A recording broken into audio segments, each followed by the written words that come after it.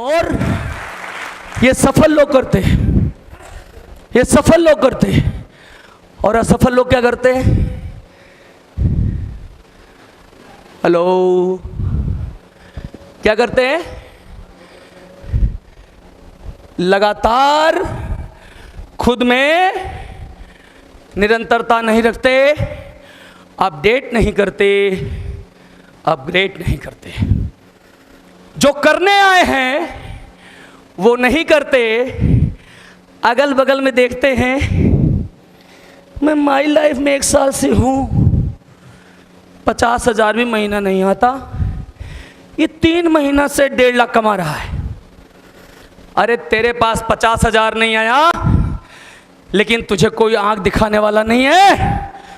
आने वाले टाइम में हर 100 मीटर पे आंख चुरा के भागेगा, हर आदमी आंख दिखाने के लिए खड़ा होगा। माय डियर फ्रेंड्स, ये 14 साल का अपना इतिहास है। माय डियर फ्रेंड्स, आज तक किसी ने अपने को आंख नहीं दिखाया। अपनी टीम ने बिजनेस और सिस्टम को लेकर कभी अपने को जुबानी नहीं की, गलत नहीं बोला। मैं आपसे एक बात चाहता हूं कि आप जानना चाहते हैं, समझना चाहते हैं या सीखना चाहते हैं? हाँ, तो मेरी बात आपको समझ में आ रही है? माय डियर, एक बात याद रखना, मेरी बात अगर ये मान लोगे, जिंदगी भर मौज करोगे इस प्रोफेशन में, जिंदगी भर आराम करोगे। 4 से 5 साल आपको मेहनत करना है। एक चीज और है जो आपको बेकारण, बेवजह सताती है।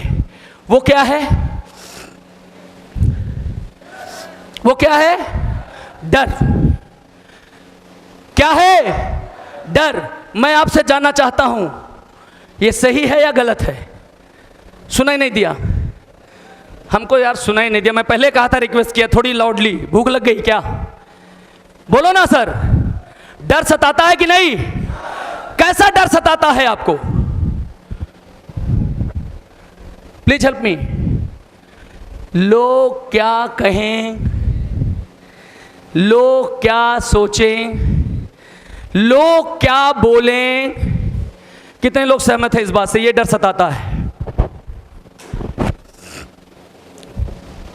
बाकी के लोगों को नहीं सताता? बाकी के लोगों को नहीं सताता ये डर? तो मुझे हाथ हो सब लोग ईमानदारी से उठाई, कसम धराना पड़ेगा आपके धर्म गीता की। डर सताता है तो एक जोरदार तालियां अपने लिए।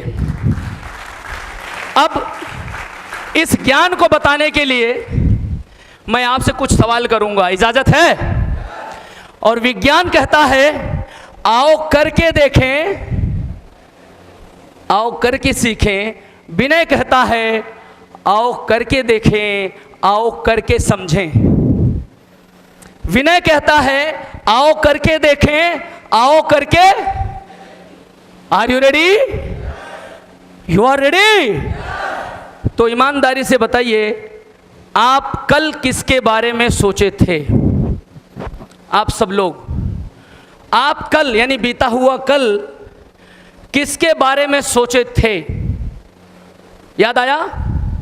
कोई बात नहीं, एक बार याद करो, 1 हफ्ते के अंदर आपने किसके बारे में सोचा? सबको आमंत्रित कर रहा हूं।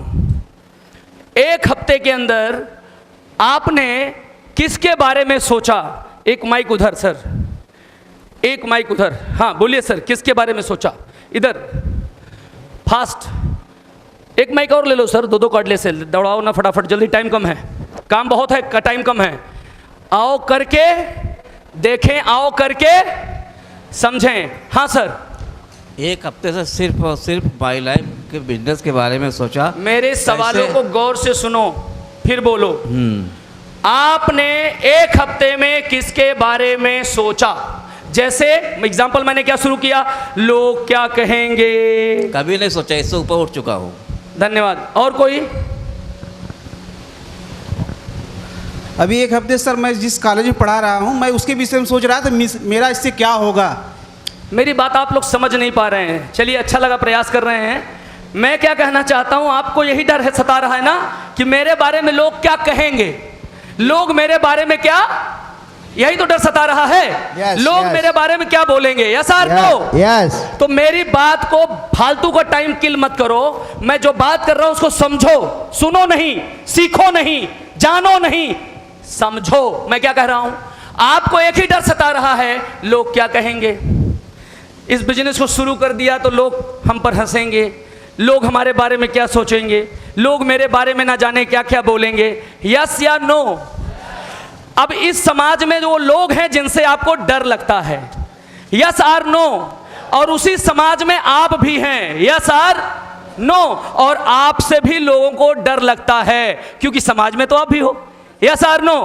तो मैं इस समाज से पूछ रहा हूं कि लोग क्या बोलेंगे, लोग क्या सोचेंगे, लोग क्या कहेंगे। समाज में ही हो ना, तो ऐसा विचार आपका कभी किसी पड़ोसी रिश्तेदार के बारे में आया, बुरा ख्याल आपके मन में, एक दिन में, एक हफ्ते में, कि आप किसी के बारे में बुरा बोले हो, बुरा सोचे हो, बुरा कहे हो?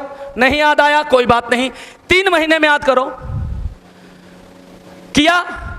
कोई बात नहीं। 6 महीने में याद करो, किया?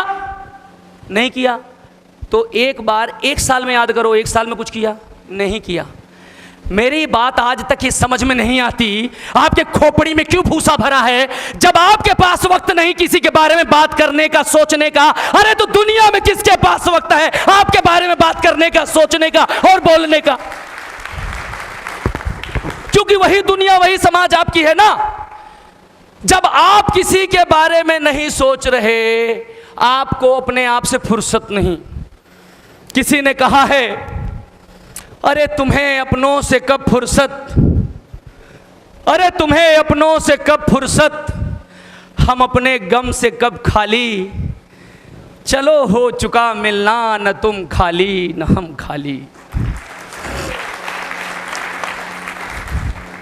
प्यारे साथियों, जब आपके पास अपनी गम, अपनी तकलीफ से निकलने के लिए दिन रात आप पजल्ड हो, सोच रहे हो, दर्द ले रहे हो, पेन ले रहे हो, दूसरों के बारे में सोचने का वक्त नहीं, तो माय डियर, दूसरे के पास ये वक्त नहीं कि आपके बारे में सोचे कि आप क्या कर रहे हो। और एक बात कहना चाहूँगा, ये डर मुझे भी सताता था, और ये डर मेरे अंदर कौन डाला मालूम? Please help me. मेरे अंदर मेरा डर डाला मेरे पप्पा ने कि कंपनी भाग गई ना तो मुखिया खानदान का नाक कट जाएगा, कंपनी में कुछ ऊंच नीच हो गया तो मैं फांसी लगा के झूल जाऊंगा।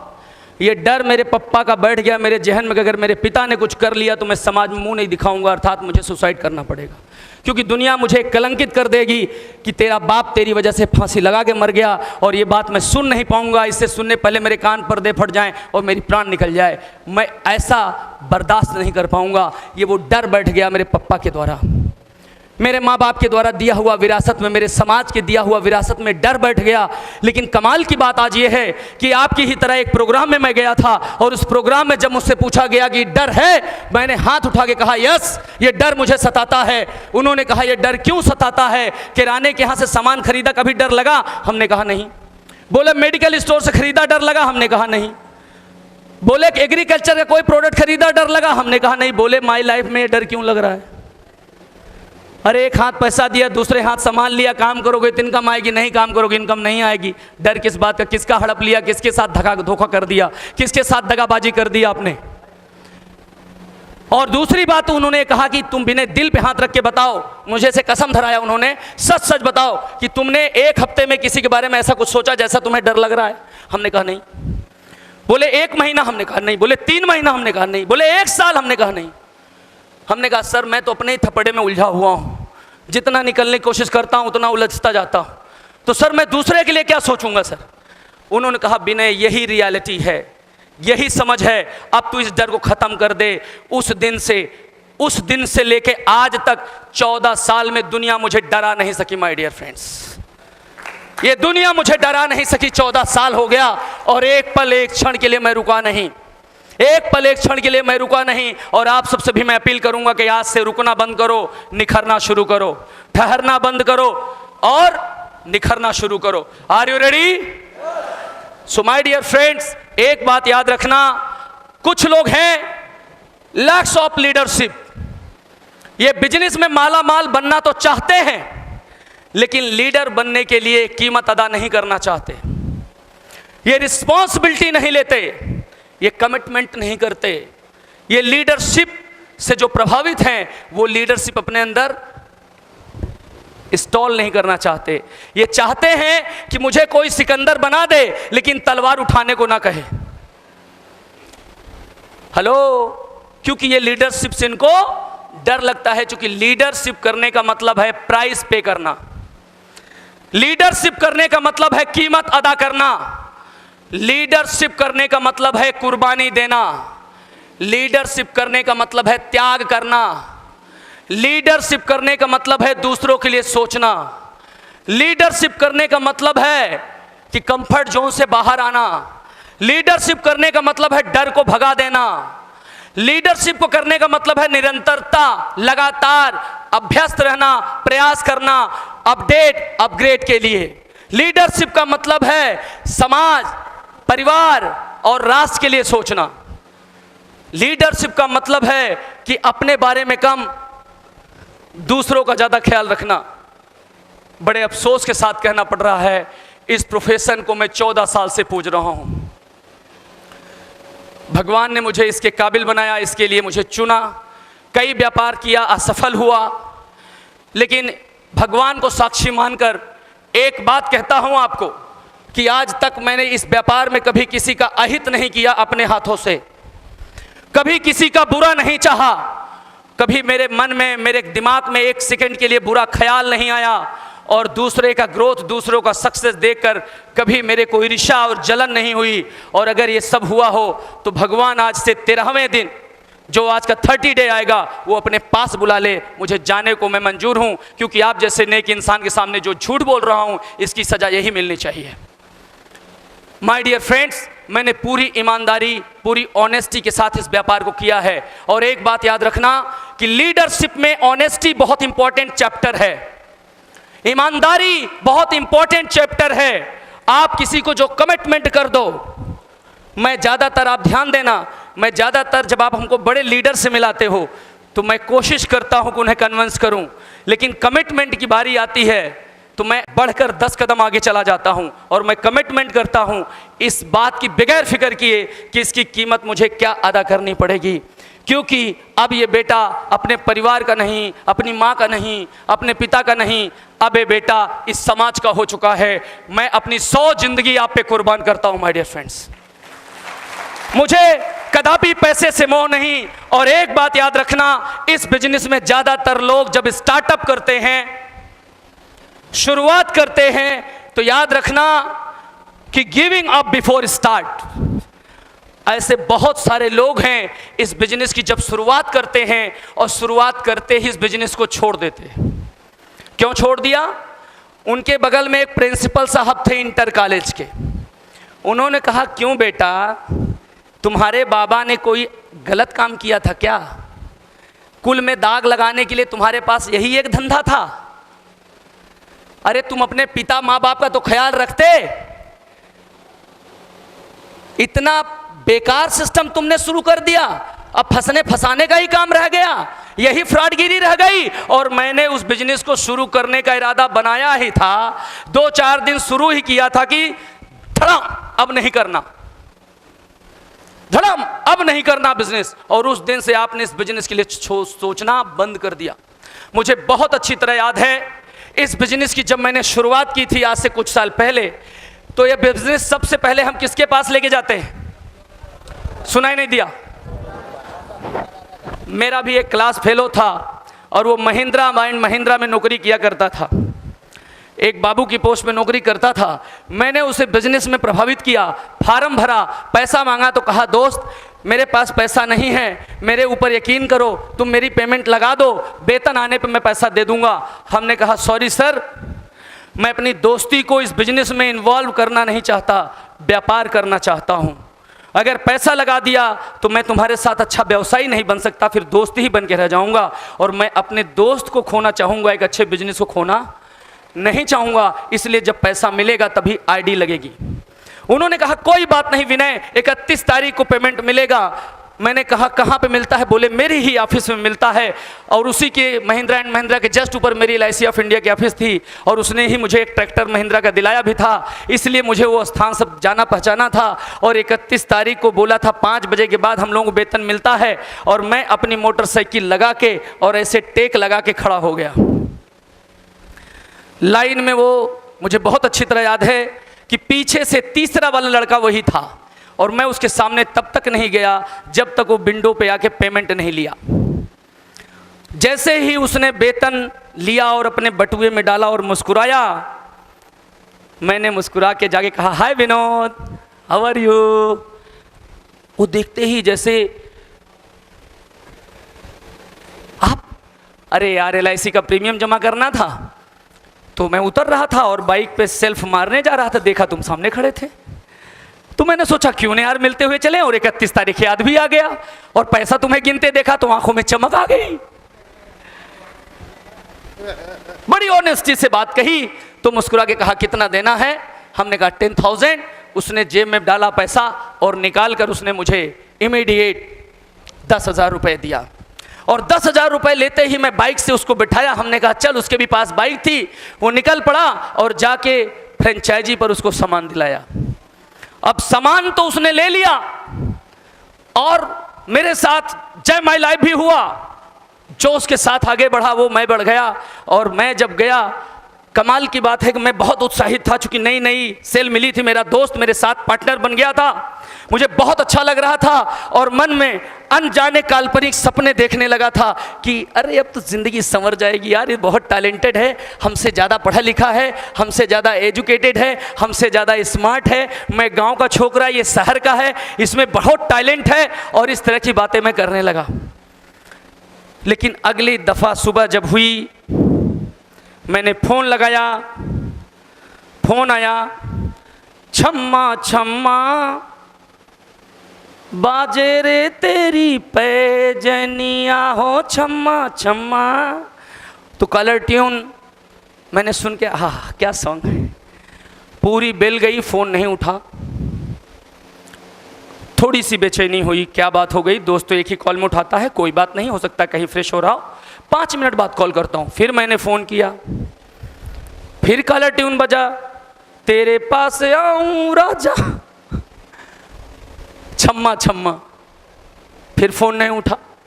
दोपहर को फ़ोन किया, फ़ोन नहीं उठा। शाम को 7 बजे फ़ोन किया, फ़ोन नहीं उठा। दिल बैठ गया, मेरे सपने का क्या, मेरे लाइफ का क्या, मेरे ड्रीम का क्या, इस बिजनेस का, डायमंड का क्या, ITC का क्या। लेकिन एक दूसरा डर, घर में सब ठीक तो है, कहीं दोस्त मेरा बीमार तो नहीं हो गया, कहीं कोई अकस्मात घटना तो नहीं घट गई। ऐसा कभी उसने किया नहीं है, कुछ न कुछ ट्रेजेडी हो गई। मैं बेचैन हो गया, बुरा कल्पना आया, बुरा मन में BP ब्लड प्रेशर हाई हो गया। और मेरे घर से उसके घर की दूरी 1 किलोमीटर थी। मैंने बाइक में क्रिक मार के उसके घर पहुंचा, और जब घर में पहुंचा तो मैं ये देखता हूं कि वो मुझे देखते ही अपने घर के अंदर भागता है, वो अपने घर के अंदर भागता है। मैं बाहर से बुलाता हूं, अरे विनोद विनोद विनोद। बोले वो विनोद नहीं थे, विनोद के पापा थे। चूंकि घर में उसके आना जाना था, मैं अंदर बाहर सब जगह गया, कहीं विनोद दिखाई नहीं दिया। मुझे लग रहा है कि वो अपनी बीबी के बेडरूम में घुस गया था। अब साला उस बीबी की बेडरूम में नई नई शादी थी, तो अब मैं कैसे चला जाता उस बेडरूम में, हिम्मत नहीं पड़ी। थोड़ा सा समाज उमाज का ख्याल रखना पड़ता है। लेकिन अब समझने में देर नहीं लगी कि कुछ गड़बड़ हो गया। ध्यान रखना, अपनी बात को रिपीट करता हूँ, मुझसे ज़्यादा एजुकेटेड, मुझसे ज़्यादा टैलेंटेड, कंप्यूटर के बारे में जानने वाला, स्मार्ट, शहर के माहौल में पलने वाला, और एक टपक ठहरा पक्का गांव का देहाती छोकरा, किसान का बच्चा, जिसने कंप्यूटर कभी देखा नहीं, बटन दबाया नहीं, ऑन ऑफ किया नहीं, इंटरनेट क्या होता है जाना नहीं, ये वो लड़का अपने आप को स्मार्ट समझ रहा था। उस सारे सपने धरे के धरे रह गए। कुछ देर बाद में कुर्सी आई, उनकी मम्मी ने औपचारिकता बस कहीं, बेटा बैठ जाओ। मैंने कहा कब तक आएंगे विनोद? बोले आ जाएंगे। हमने कहा कब तक आएंगे? बोले आधे घंटे में आ जाएंगे। हमने कोई बात नहीं, मैं बैठता हूँ, जब आएंगे तब जाऊँगा। अब मैटर फंस गया। 9 बज गया, वो लड़का क्या करने आए? बोले पता नहीं बेटा कहाँ है, और मोबाइल अब स्विच ऑफ हो गई, फ़ोन लगाया स्विच ऑफ। अब और मैं पक्का हो गया कि घर के अंदर ही है, लेकिन मैं भी नहीं जाऊंगा, बैठ गया। 9 बजा, उसकी माँ ने जाके उससे कहा होगा कि तू जा, नहीं तो जाएगा नहीं, 12 बज जाए। हम कहे आज मेरा दोस्त किसी मुसीबत में है, और मैं कैसा दोस्त जो मैं उसको मुसीबत में छोड़ के चला जाऊं। बस इतना जान लूं कि सब खैरियत है, मुझे जाने में देर नहीं लगेगी, वरना ऐसी दोस्ती पे धिक्कार है। अब उसकी माँ इमोशनल हो गई कि मेरा बेटे के लिए विनय जी के बारे में इतना अच्छा ख्याल है, इतना अच्छा विचार है, और वो जाके उस बच्चे को खींच कर लाती है, बोलती है निकम्मा छिपा हुआ था, और तेरे जैसा दोस्त इसे मिला, बेटा इस बात का गर्व है, लेकिन ये नालायक तुझे देखकर अंदर घुस गया। हम कहे मैटर क्या है, अब तू बता। वो कहा मैं नहीं कर पाऊंगा। क्यों नहीं कर पाऊं? मुझसे नहीं होगा। क्यों नहीं होगा? बस नहीं होगा। अभी तक तो था, अभी नहीं है, क्या मामला है? उनकी वाइफ ने विंडो में घूंघट के पीछे कहा मैंने इन्हें रोका है।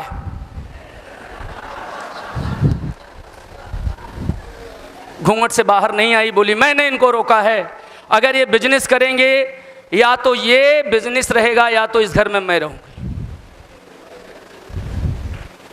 और इन्होंने इस बिजनेस को छोड़ा, मुझे चुन लिया, इस बात का मुझे बड़ा गर्व है। मुझे सारी बात समझने में देर नहीं लगी। अगले दिन दोस्त मिला, नजरी झुकी हुई थी, शर्मिंदा था, और उसने कहा दोस्त अग्नि के साथ फेरे लेने की वजह से वहाँ वचनबद्ध हो चुका हूँ, इसलिए इस दोस्त को तुम माफ़ करो। हमने कहा कोई बात नहीं मेरे दोस्त, मुझे आप जैसा साथी पाकर खुशी हुई, लेकिन यही बात अगर तुमने मुझे काश पहले कहा होता तो मुझे दुख नहीं होता, बहुत खुशी होती। हम कहने के लिए दोस्त तो हैं लेकिन सच्चे दोस्त नहीं हैं, वरना एक दोस्त से बात छिपा ले, कैसा दोस्त। माय डियर, मेरे आंखों में आंसू था, उसके आंखों में आंसू था। मैं वहाँ निकल गया तो मैंने अपने 14 साल में ये देखा कि कोई अपने पड़ोसी की वजह से, कोई अपने रिश्तेदार की वजह से, कोई अपनी फैमिली की वजह से इस बिजनेस को छोड़ देता है। लेकिन आज आप सबको मैं साक्षी मानकर कमिटमेंट के साथ कहता हूँ, और फिर कहता हूँ कि ईश्वर मुझे उठा ले जाए अगर झूठ बोल रहा हूँ। एक दौर ऐसा आया था, एक टाइम ऐसा आया था जब मेरे पिता ने मुझसे कहा था कि ये बिजनेस करो या तुम इस घर में रहो। बिजनेस करना है घर से निकल जाओ, और घर में रहना है तो बिजनेस छोड़ दो।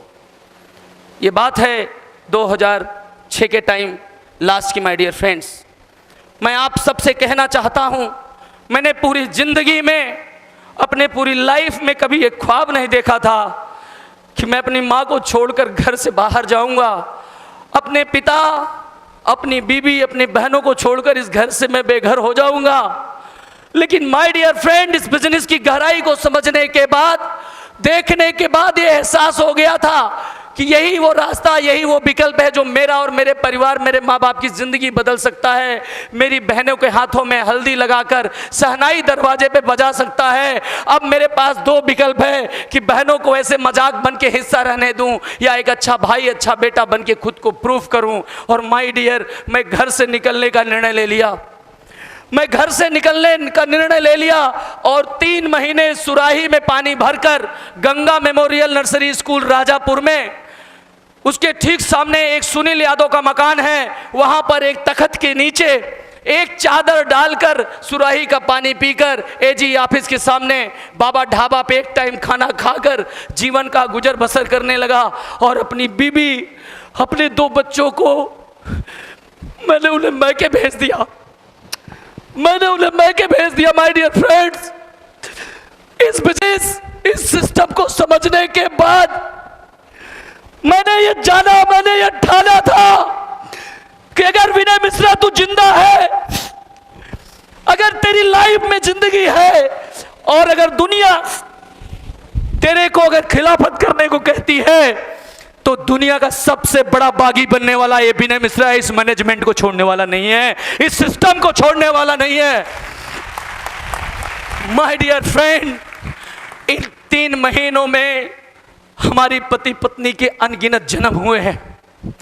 वो अपने मैके की चोरी, अपने घर की चोरी, मेरे घर की चोरी मुझसे मिलने आया करती थी। सीताराम जी गवाह हैं, जीतलाल जी गवाह हैं। इनको मैं वहाँ बुलाकर ट्रेंड करता था, इनको मैं बताता था कैसे माइक पकड़ना है, कैसे कपड़े पहनने हैं, कैसी बातें करनी है। ये दुनिया तुम्हारे साथ क्या व्यवहार करेगी, तुम्हें दुनिया के साथ क्या व्यवहार करना है। लेकिन माय डियर फ्रेंड, एक पल, एक क्षण, एक मिनट, एक सेकेंड भी इस बिजनेस को अपने आप से दूर नहीं होने दिया। मैं आप सबसे एक बात कहना चाहता हूं, इंपॉर्टेंट हो तो बाहर जा सकते हैं आप। मैं आप लोगों को एक बात कहना चाहता हूं माय डियर फ्रेंड्स, वो ये कि जब दुनिया में आप समाज से कुछ हट के करोगे, जब अलग करोगे। जब मैं LIC में गया, दुनिया ने नहीं कहा कि काम बुरा है। जब एजेंट बना, दुनिया ने नहीं कहा ये बुरा है। बिजनेस किया गारमेंट्स का, दुनिया ने नहीं कहा ये बुरा है। अगरबत्ती का काम शुरू किया, दुनिया ने नहीं कहा ये बुरा है। जब मैंने राइस मिल का बिजनेस शुरू किया, दुनिया ने नहीं कहा ये बुरा है। लेकिन जब मैंने एक ऐसा व्यापार शुरू किया जहां बिना पूंजी लगाए करोड़ों कमाने की अपार संभावना हो, वहां दुनिया ने इसे बुरा कहा। ठोकरें खाने के बाद ये समझ आ चुकी थी, ये सीख आ चुकी थी कि दुनिया में जब जब कोई नया विचार, दुनिया में जब जब कोई नया विचार, नई क्रांति, नई आंदोलन आती है, नया आविष्कार होता है, तो ये समाज उसका बहिष्कार करता है। और जब वो शख्स, उसमें लाखों करोड़ों में कोई एक शख्स जब उसे स्वीकार करता है और वो प्रूफ करता है, तो एक दिन यही सारा संसार उसे नमस्कार करता है। माय डियर फ्रेंड, अनगिनत पेन, अनगिनत दर्द लेने के बाद मैं साथियों कहना चाहता हूं कि मैंने इस बिजनेस को स्टार्ट तो किया, लेकिन कभी स्टॉप नहीं किया। 14 साल हो गया, एक ही मैनेजमेंट, एक ही सिस्टम, एक ही बैनर, एक ही CEO, एक ही COO, एक ही वाइस प्रेसिडेंट RM, वो सारे आज वही हैं माय डियर फ्रेंड। लेकिन ये विनय मिश्रा भी वही है। आज मैं सच में कहता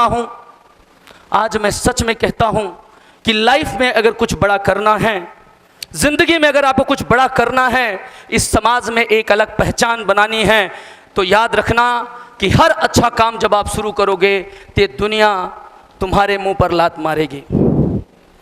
जब तुम दुनिया वाला काम करोगे तो दुनिया तुम्हें पसंद करेगी, और जब तुम दुनिया की भीड़ से अलग कुछ बड़ी बात, कुछ बड़े आविष्कार, कुछ बड़े विचार बताओगे तो दुनिया तुम्हारे मुंह पर लात मारेगी। लेकिन कभी इस डर से यह व्यापार छोड़ना, आज आपसे कहना चाहता हूं, हमसे कहीं ज़्यादा वो दोस्त हमारा स्मार्ट था, टैलेंटेड था, काबिल था, क्वालिटी थी। अगर उसने अपनी पत्नी के कहने पे व्यापार नहीं छोड़ा होता, साथियों, आज मेरा दोस्त भी अमीर होता। बड़े अफसोस के साथ कहना पड़ रहा है, बड़े अफसोस के साथ कहना पड़ रहा है कि कल भी महिंद्रा में नौकरी कर रहा था, आज भी महिंद्रा में नौकरी कर रहा है। जब मैंने बिजनेस बताया था तो मैं गांव का फार्मर था, वो गांव के फार्मर का बेटा था, लेकिन वो फार्मिंग नहीं करता था, पढ़ाई के बाद ही नौकरी शुरू कर दी थी। मैं अपने गांव का सबसे गरीब बेटा था। इस बिजनेस में आने के पहले, डायरेक्ट सेलिंग इंडस्ट्री में पैर रखने के पहले, अपने गांव का सबसे गरीब लड़का था ये, जो साइकिल से अपनी ज़िंदगी की शुरुआत की थी। साइकिल से स्कूटर पाया, स्कूटर से मोटरसाइकिल, मोटरसाइकिल से टाटा इंडिका, टाटा इंडिका से फोर्ड फ्यूजन, फोर्ड फ्यूजन से सफारी, सफारी से भी होंडा, और बहुत जल्द माय डियर फ्रेंड, जिस दिन इलेक्ट्रिक बाइक घोषित हो जाएगी, नहीं अब तक तो गाड़ी आ गई होती BMW, ऑडी, मर्सिडीज, जिस दिन इलेक्ट्रॉनिक गाड़ी आ गई इन 3 ब्रांडों में, मैं इलाहाबाद का पहला ओनर हूँगा जो गाड़ी में परचेज कर लूँगा, इसमें कोई डाउट नहीं है। जो विनय मिश्रा कभी जिंदगी में 17 लाख से निकलने का रास्ता नहीं देख पा रहा था, आज वो विनय मिश्रा करोड़ों के नीचे बात ही नहीं करता है। उसका कारण एक ही है कि बिजनेस को शुरू करने के पहले इस व्यापार को मैंने छोड़ा नहीं, लोग इस बिजनेस में स्टार्टअप करके किट घर पे लेके पहुंचते हैं और घर में तांडव चालू हो जाता है, कभी माँ का, कहीं बाप का, कहीं भाई का, कहीं बीबी का, कहीं बहन का, कहीं पड़ोसी का, और उस डर से हम इस बिजनेस को छोड़ देते हैं। माय डियर फ्रेंड, इसका मतलब है कि एक संकल्प की कमी है हमारे अंदर। आज हम सबको एक संकल्प लेना होगा, आज हम सबको एक निर्णय लेना होगा, और आज से पूरे हिंदुस्तान में एक ऐसी क्रांति, एक ऐसा आंदोलन लाना होगा जो माय डियर फ्रेंड अभी साउथ में देखने को मिल रहा है। 3-3 महीनों में लोग आज माई लाइफ में 1.5 लाख रुपए महीने पे पहुंच रहे हैं। 3-3 महीनों में अनगिनत लोग, कल के लड़के लड़कियां जो हाई स्कूल इंटर में हैं, वो आज इस बिजनेस में 3-3 महीने में 1.5 लाख की कमाई कर रहे हैं। आखिर उनमें ऐसा क्या है और मुझ में क्या नहीं है? सिर्फ एक कारण है कि इसकी आपके पास पीएचडी है, उनके पास इसकी अब पीएचडी नहीं रही, क्योंकि उनको सिस्टम मिला, उनको ट्रेनिंग मिला, उनको नॉलेज मिला, उन्होंने इसको अपने बॉडी के अंदर इंस्टॉल किया। वो कंप्यूटर तब तक बेकार है जब तक इसके अंदर सॉफ्टवेयर ना डाला जाए। आपकी उम्र कितनी पुरानी है, ये कंप्यूटर कितना पुराना है, कोई फर्क नहीं पड़ता। सारा सिस्टम को अगर मेंटेन चाहिए तो सॉफ्टवेयर डालना पड़ेगा, और एजुकेशन, ट्रेनिंग एक ऐसा पार्ट है जो आपके अंदर इंस्टॉल करता है अपना सॉफ्टवेयर।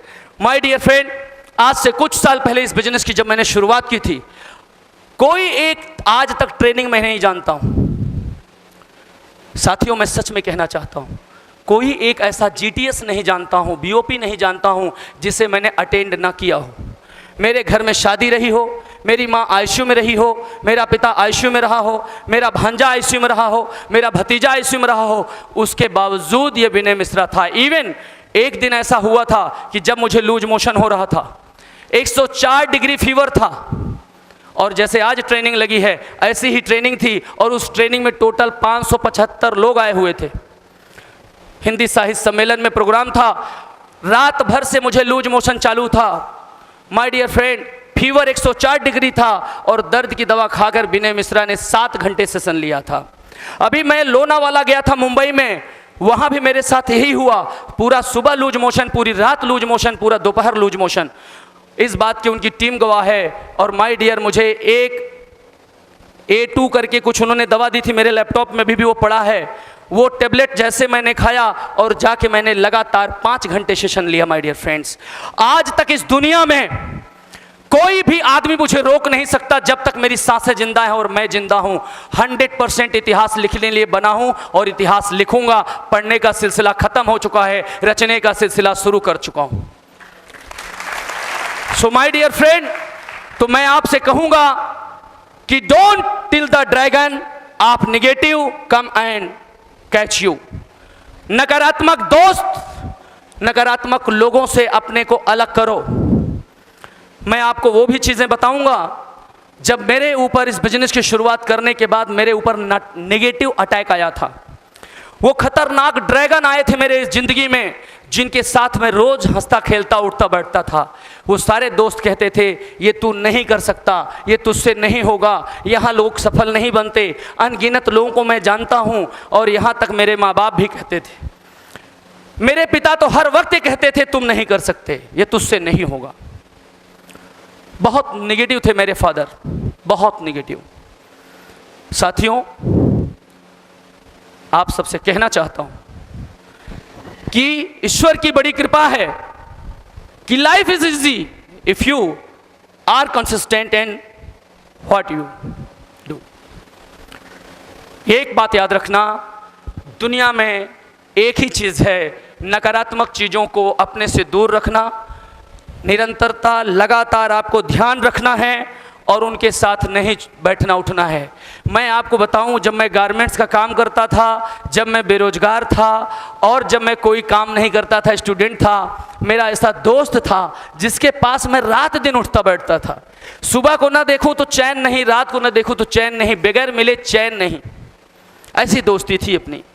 लेकिन माय डियर, जब इस बिजनेस में हमारे सामने हमें हतोत्साहित करने लगा, हमें निगेटिव करने लगा, तो मैं धीरे धीरे उस दोस्त से अपनी दूरियां बनाने लगा। लेकिन इसको करने में मुझे बहुत दर्द हुआ, इसको करने में मुझे बहुत पीड़ा हुई। जब मैं अपनी खेती से अपने आप को किनारे करने लगा, मेरा 3 बीघा हरा खेती, 3 बीघा हरा गेहूं का फसल सूख गया। पूरा गांव इस बात का गवाह है।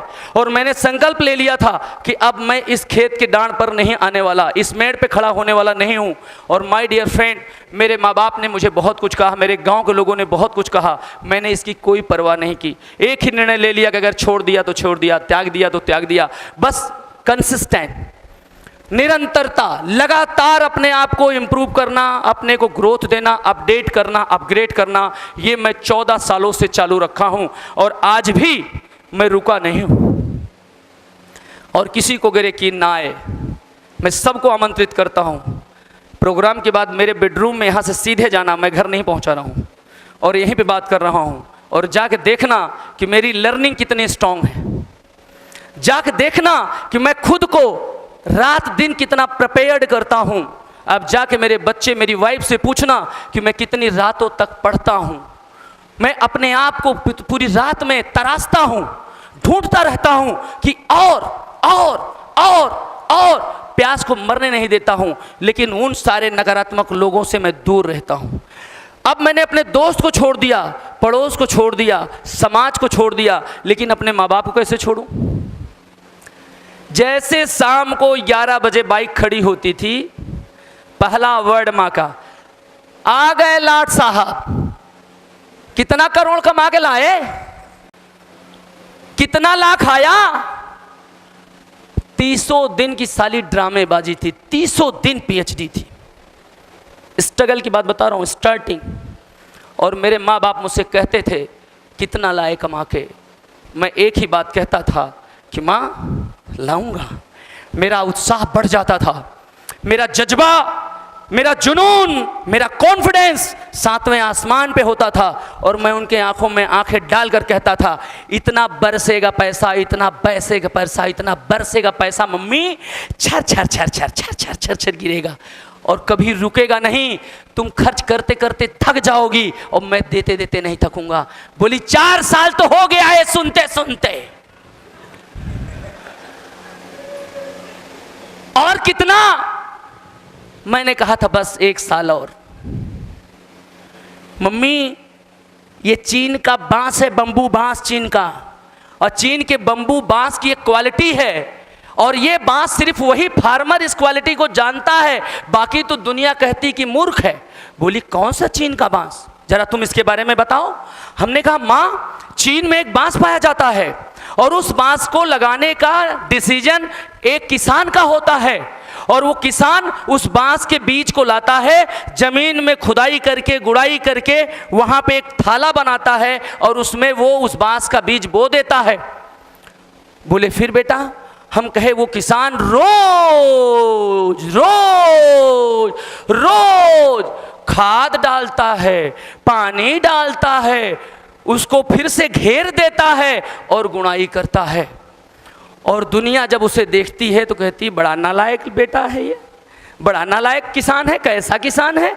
पता नहीं बेजुबान जमीन के अंदर 1 साल से गुणाई, निराई, सिंचाई, खाद, पानी कुछ हो ही नहीं रहा है, कुछ हो ही नहीं रहा है। अरे 1 साल बीता, 2 साल बीता, फिर तो पूरा गांव कहने लगा बेवकूफ है, सनक गया है, मेंटली थोड़ा सा खत्म हो चुका है। अब मेरी माँ ऐसे मुझे देखने लगी और मैं माँ के आंखों में मम्मी का आंख इतनी तो मेरी दुगनी। और मैंने कहा, मम्मी ने कहा फिर बेटा? हम कहे माँ 3 साल बीता, 4 साल बीता। बोले फिर बेटा? हम कहे माँ 5 साल बीता, और उस जमीन पे इतना बड़ा अंकुर तक नहीं निकला। लेकिन मम्मा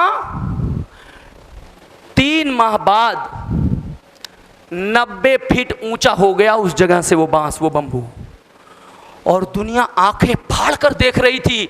अरे ऐसा कैसे हुआ माँ? बोले बेटा मतलब? हमने कहा ये चीन का बंबू है, बंबू। 5वें साल देखना सूडान चरी जानती? बोला बेटा तुम ही जानो, पढ़े लिखोगी भाषा मुझे नहीं समझ में आती, मैं ठहरी अनपढ़ गंवार। हमने कहा मम्मी सूडान चरी जानती हो? सूडान? बोली हाँ। हम कहे उसका सिस्टम क्या है? एक बार बो दो, काटती रहो निकलता रहेगा, काटती रहो। बोले हाँ ये तो होता है। हम कहे सूडान चरी छींटा हूं। अब ये सूडान चरी जब निकलेगा ना, तुम काटती रहोगी निकलता रहेगा, काटती रहोगी निकलता रहेगा। और दोस्तों 5 साल में घर में 10,000 नहीं दे सका, क्योंकि मेरे अपलाइन का मैं एहसानमंद हूँ।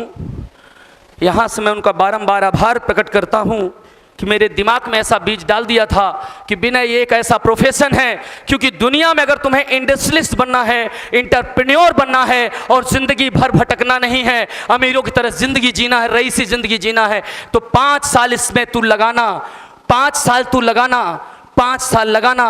हमने कहा क्या लगाना, पैसा तो है नहीं, 17 लाख कर्जा है।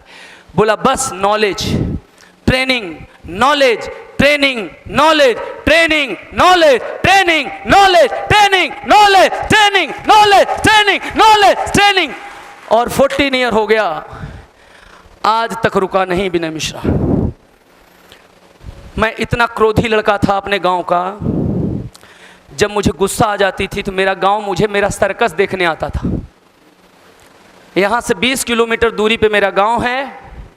आप सब मेरे गांव जाके पता कर लेना कि मेरा क्रोध जब तांडव होता था शंकर भगवान की तरह, तो किचन का कोई भी चूल्हा, मिट्टी का चूल्हा होता था, तोड़ देता था। बर्तन को रम्मा, रम्मा समझते हैं, गहदाला रम्मा, कूच देता था।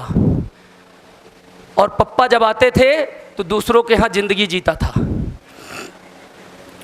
और जब चले जाते थे फिर घर में आ जाता था। और जब मम्मी मारती थी तो उनका दोनों पैर पटक के लटक जाता था, गुस्सा उनका उड़नछू हो जाता था। बोले चल ना लायक चल। तो मम्मी को तो मना लेता था, लेकिन पप्पा के हाथ में लग गया तो बदन में चमड़ी निकल जाती थी। माय डियर फ्रेंड, लेकिन एक बात कहना चाहूँगा, इस बिजनेस में आने के पहले विनय मिश्रा क्या पढ़ता था? वेद प्रकाश शर्मा का उपन्यास, केशव पंडित का उपन्यास। लेकिन इस बिजनेस में आने के बाद एक दिन, एक पल, एक मिनट कोई उपन्यास हाथ लेके नहीं देखा कि वेद प्रकाश शर्मा का नया उपन्यास कौन सा आया, केशव पंडित का कौन सा आया। आज भी सहसो बाईपास पे आप चले जाओ, मैं कुछ लोगों का नाम बताता हूं जो उपन्यास के शौकीन हैं। मेरा नाम लेना विनय मिश्रा, वो विनय नहीं बोलेगा, बोलेगा केशव पंडित। चूँकि मैं उपन्यास की वो लाइनें बोलता था, अपने शब्दों में अपने जहन में उतार लिया था, वो डायलॉग बोला करता था। मैं वेद प्रकाश और केशव पंडित के नाम से फेमस था वहाँ पे। लेकिन माय डियर, जिस दिन इस बिजनेस में आ गया, ये बुरी आदतें, और खाना खाता रहता था ऐसे, इधर खाना इधर उपन्यास। इससे बड़ा नशा नहीं होता जो इन्होंने कभी पढ़ा हो नावल। मेरी माँ कहती थी खा लो फिर पढ़ लेना। हाँ हाँ मैं खा तो रहा हूँ ना, खा रहा हूँ। फिर ये उंगली इस्तेमाल, खा रहा हूँ, किताब दबा लेके पन्ना पेज बोला। लेकिन नावल बंद नहीं होता था जब तक वो ख़त्म ना हो जाए। और कहीं अगर बीच में अर्जेंट जाना पड़ता था तो ध्यान किताब पर।